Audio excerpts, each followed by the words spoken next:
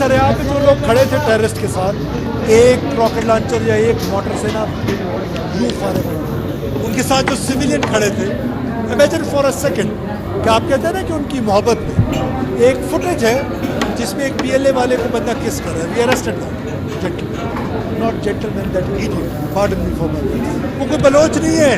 बदकिस्मती से जनाब स्पीकर आप और सदर साहब बैठे हो अचकजई का पीएलए से क्या लेना देना? अचकजई को कब पीएलए से मोहब्बत होगी?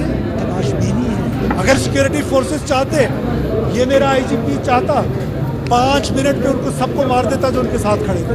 We are responsible force.